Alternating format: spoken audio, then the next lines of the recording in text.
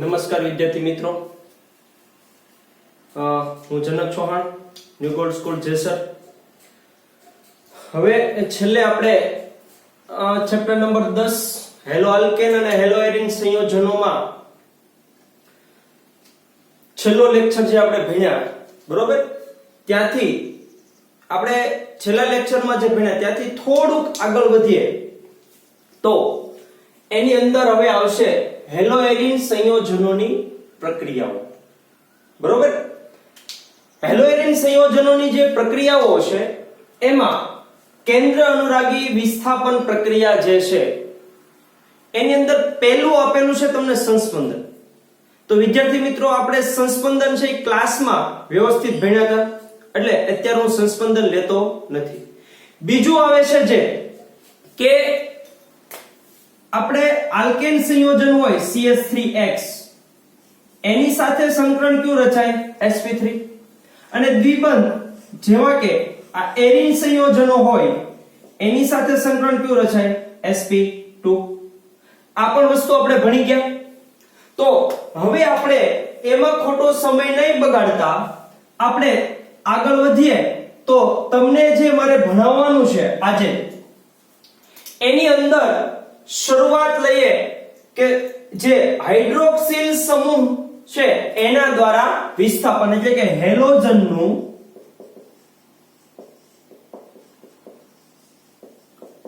Hydroxyl સમૂહ દ્વારા વિસ્થાપન.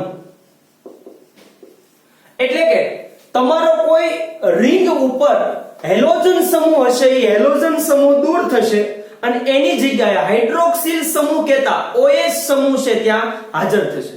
બરોબર, તો આપણે પહેલું ઉદાહરણ લેશું ક્લોરોબેન્ઝીન.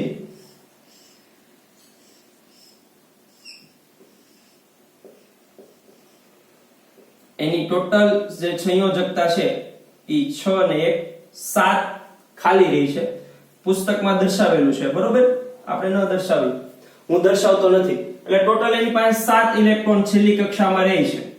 6 ને 1 7. આ નામ થયું આપણું ક્લોરોબેન્ઝીન.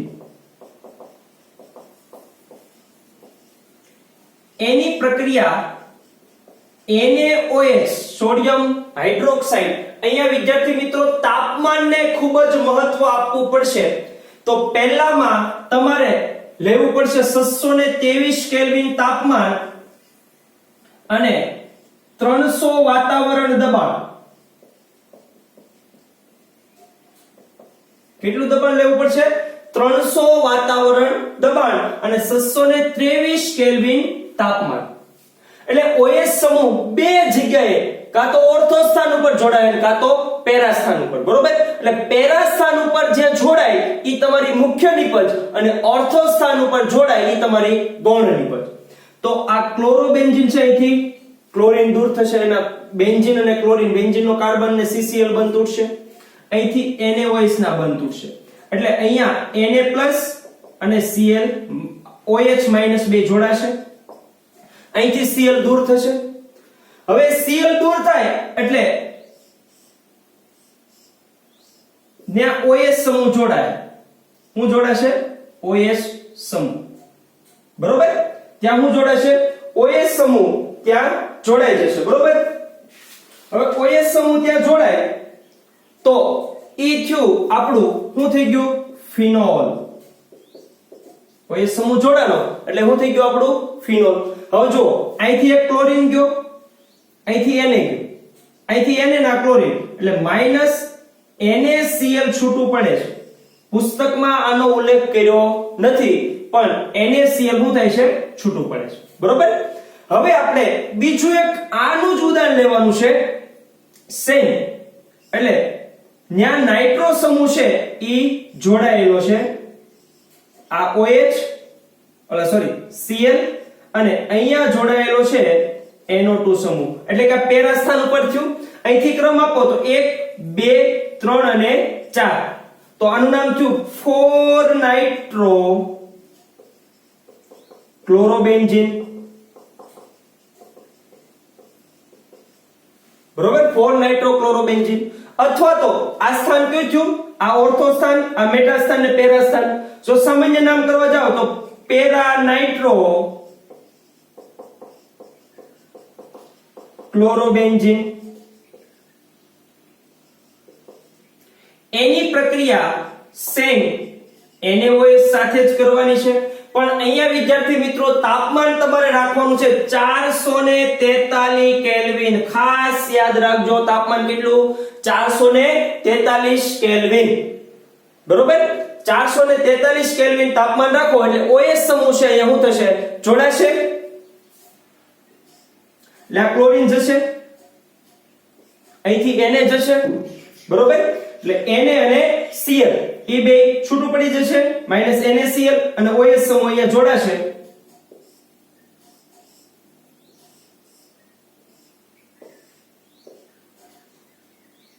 અહીંયા OH અને અહીંયા NO2 હતું તે.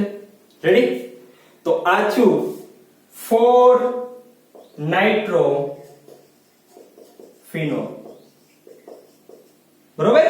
અથવા તો એનું નામ થશે પેરા નાઇટ્રો ફિનોલ. રેડી? ખાસ અહીંયા પેરા નાઇટ્રો ક્લોરોબેન્ઝીન હોય એટલે ચોથા સ્થાન ઉપર નાઇટ્રોબેન્ઝીન હોય તો તમારે તાપમાન કેટલું રાખવું પડે? 423 કેલ્વિન તાપમાન રાખવું પડે. આગળ જોઈએ.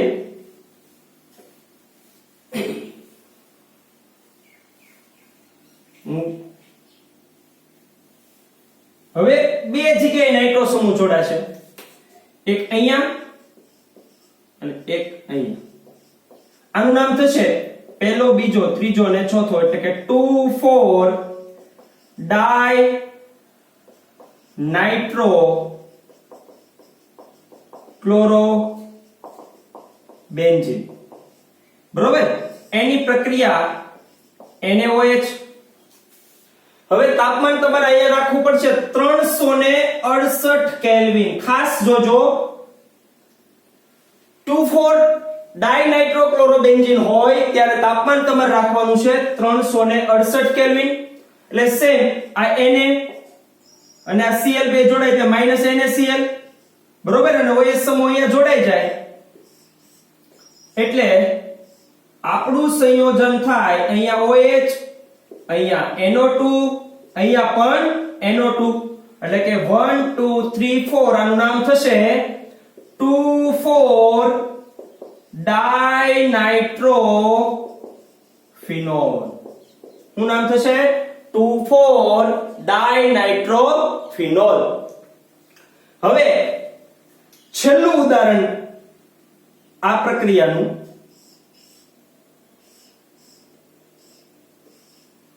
અહીંયા ક્લોરીન, અહીંયા NO2, અહીંયા NO2 અને અહીંયા પણ NO2. એટલે કે જો 1 2 3 4 5 અને 6, એટલે કે 2 4 6 ટ્રાય નાઇટ્રો ક્લોરોબેન્ઝીન. રેડી? એની પ્રક્રિયા તમે કરો કોની સાથે? હવે જુઓ, અહીંયા ખાસ અહીંયા NaOH સાથે પ્રક્રિયા કરવાની નથી. અહીંયા તમારે ગરમી અને શું આપવાનું છે? H2O. અહીંયા તમારો આ પ્રક્રિયા બદલાય છે. અત્યાર સુધી શું હતું? NaOH. આ 2,4,6 ટ્રાઇનાઇટ્રોક્લોરોબેન્ઝીન આવે ત્યારે તમારે મગજમાં રાખવાનું છે એને ચોક્કસ તાપમાને નથી, એને ગરમી અને શું આપવાનું છે? H2O. એટલે તમારું સંયોજન જે થશે એ અહીંયા આવી જશે OH. બરોબર? H2O માં H+ અને OH-. આ બે છૂટું પડે ને, તો આ ક્લોરીન સાથે H+ જાય એટલે -HCl છૂટું પડે. તમારા પુસ્તકમાં આનો ઉલ્લેખ નથી. -HCl છૂટું પડે અને OH અહીંયા જોડાઈ જાય. બાકી તો NO2 તો સેમ હતા ઈ તે. રેડી? તો આ નામ થશે 1 2 3 4 5 અને 6, એટલે કે 2 4 6 ટ્રાય નાઇટ્રો ફિનોલ. 2 4 6 ટ્રાઇનાઇટ્રોફિનોલ. તો વિદ્યાર્થી મિત્રો આમાં જો પ્રોસેસ સેમ છે, અહીંથી Cl જશે, OH આવી જશે, પણ અહીંયા જરૂરી છે તાપમાન. તો આ પ્રક્રિયાની અંદર તમારે હેલોજનનું હાઇડ્રોક્સિલ સમૂહ વડે વિસ્થાપનમાં છે એ પ્રક્રિયા તમને આવડી જાય એમ છે. એમાં તમારે યાદ રાખવું પડે એમ હોય તો શું છે? તાપમાન. હવે આપણે આગળ વધીએ તો જો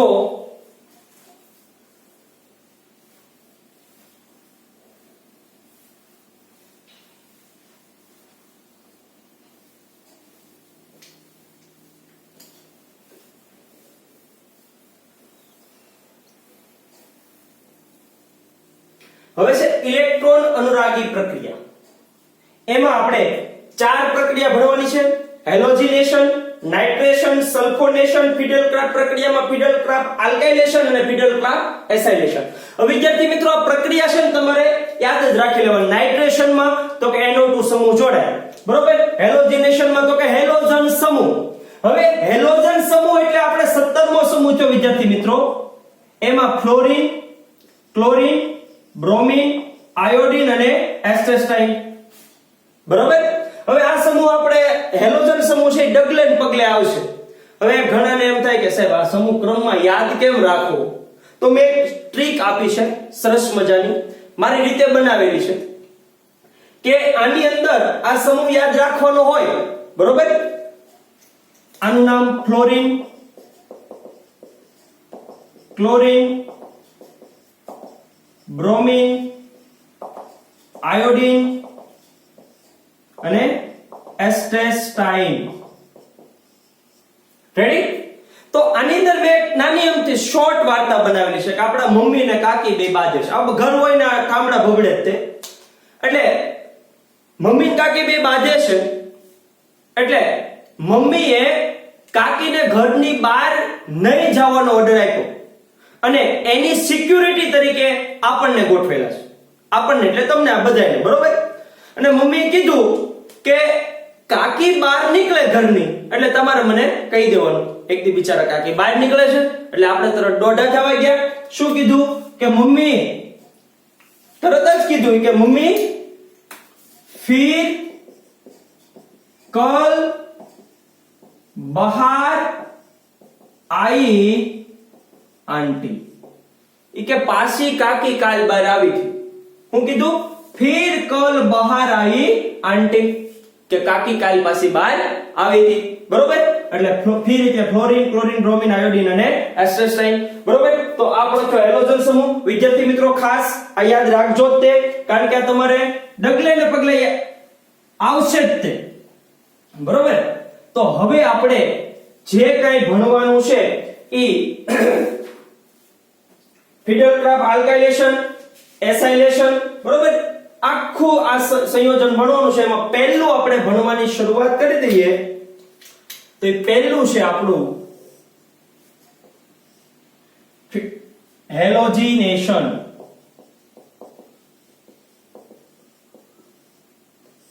મેં આ વિડિયોની શરૂઆતમાં કીધું હતું કે આ પ્રક્રિયામાં ઓર્થો અને પેરા સ્થાન ઉપર સમૂહ જોડાશે અને ઓર્થો સ્થાન ઉપર જોડાય એ આપણી ગૌણ નિપજ થશે અને પેરા સ્થાન ઉપર જોડાય એ આપણી મુખ્ય નિપજ થશે. એટલે આ ખાસ ધ્યાન રાખજો, બરોબર. અને આની અંદર આપણે હેલોજિનેશન, આખો હેલોજન સમૂહની જગ્યાએ આપણે ફક્ત અને ફક્ત ક્લોરોબેન્ઝીન એક જ ઉદાહરણ લેશું, બરોબર.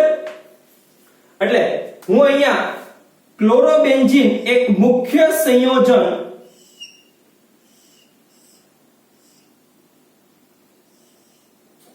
HCl ક્લોરોબેન્ઝીન, બરોબર. એની જુદી જુદી પ્રક્રિયા આપણે ભણીશું.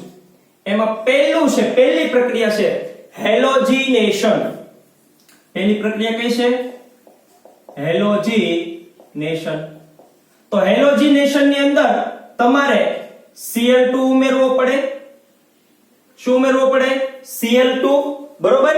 અને ઉદ્દીપક તરીકે FeCl3, બરોબર. ઉદ્દીપક તરીકે FeCl3. તો આની અંદર આ Cl2 છે એટલે Cl Cl બંધ તૂટશે અને ઓર્થો અને પેરા સ્થાન ઉપર બે ક્લોરીન સંયોજન જોડાશે. એમાંથી અહીંથી હાઇડ્રોજનનું વિસ્થાપન થશે. ઈ હાઇડ્રોજન એક ક્લોરીન સાથે જોડાય અને HCl છૂટો પડે. અહીંથી એક હાઇડ્રોજન, માનો કે આ અહીંયા Cl સમૂહ જોડાવ હોય ને, તો ત્યાંથી હાઇડ્રોજન દૂર થાય ત્યારે ક્લોરીન આવે, બરાબર? એટલે HCl છૂટું પડે છે, બરોબર? પણ તમારા પુસ્તકની અંદર એનો કોઈ ઉલ્લેખ નથી, પણ આપણે મગજમાં રાખવાનું અહીંયા HCl છૂટું પડે છે. તો અહીંયા થશે આ Cl વત્તા C, બરોબર? તો 1 2 1 2 3 4. તો અહીંયા થશે 1 2 ડાયક્લોરો બેન્ઝીન. આ થશે 1 4 ડાયક્લોરો બેન્ઝીન. આ તમારી મુખ્ય નિપજ, આ તમારી ગૌણ નિપજ. રેડી? હવે બીજું ભણીએ આપણે નાઇટ્રેશન.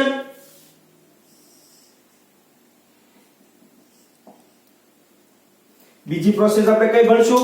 નાઇટ્રેશન.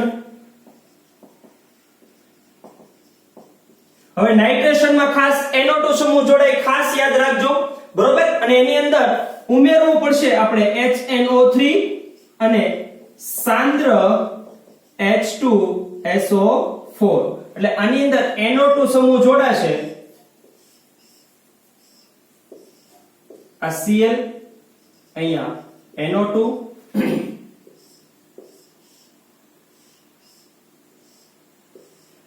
આ Cl ને અહીંયા NO2.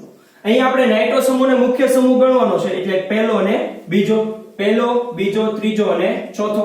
તો આનું નામ થશે 2 ક્લોરો નાઇટ્રો બેન્ઝીન. અને અહીંયા થશે 4 ક્લોરો નાઇટ્રો બેન્ઝીન. આ તમારી મુખ્ય નિપજ, આ તમારી ગૌણ નિપજ, બરોબર? આગળ જઈએ તો આની ત્રીજી પ્રક્રિયા છે, ઈ તમારી છે સલ્ફોનેશન. ત્રીજી પ્રક્રિયા છે ઈ તમારી શું છે? સલ્ફોનેશન. સલ્ફોનેશન ની અંદર તમારે સાંદ્ર H2SO4 ઉમેરવાનો, બરોબર? એની અંદરથી સમૂહ જે જોડાવાનો છે ઈ HSO4. હું જોડવાનું છે HSO4. એટલે કે આ મતલબમાં H2 માંથી એક હાઇડ્રોજન અહીંથી, એટલે H2 વાયુ છૂટો પડશે અને HSO4 સમૂહ જોડાઈ જશે.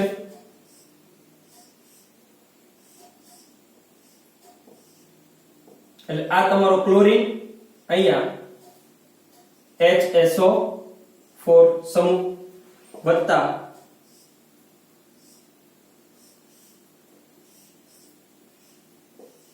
આ તમારો ક્લોરીન અને અહીંયા HSO4 સમૂહ. તો આનું નામ થશે વિદ્યાર્થી મિત્રો આ 1 અને 2. તો 2 ક્લોરો બેન્ઝીન સલ્ફોનિક એસિડ, બરોબર? અને અહીંયા 1 2 3 અને 4. તો આનું નામ થશે 4 ક્લોરો બેન્ઝીન સલ્ફોનિક એસિડ. આ તમારી મુખ્ય નિપજ, આ તમારી ગૌણ નિપજ. હવે વિદ્યાર્થી મિત્રો બે પ્રક્રિયા રહી. એક ફિડલક્રાફ્ટ પ્રક્રિયા રહી આપણી, બરોબર? તો ફિડલક્રાફ્ટ પ્રક્રિયા હું અહીંયા આ બાજુ લખી નાખું છું.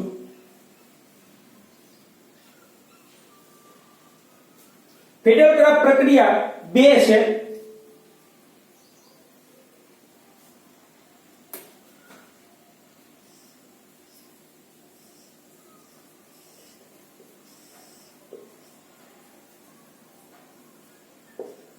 ફિડલક્રાફ્ટ આલ્કાઇલેશન. બરોબર, ફિડલક્રાફ્ટ આલ્કાઇલેશન છે એ CH3Cl એટલે કે હેલોજન દૂર થશે ત્યાં CH3 સમૂહ આવશે. બરોબર, એટલે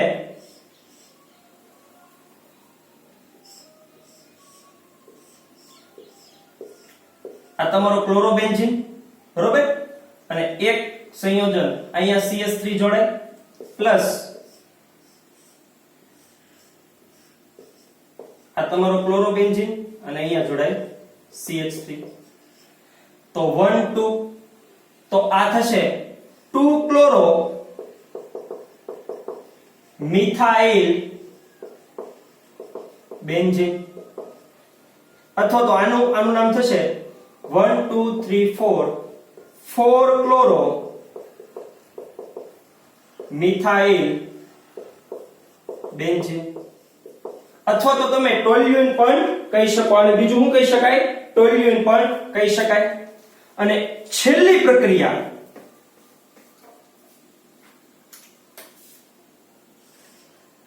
ફિડલક્રાફ્ટ એસિટિલેશન. બરોબર, ફિડલક્રાફ્ટ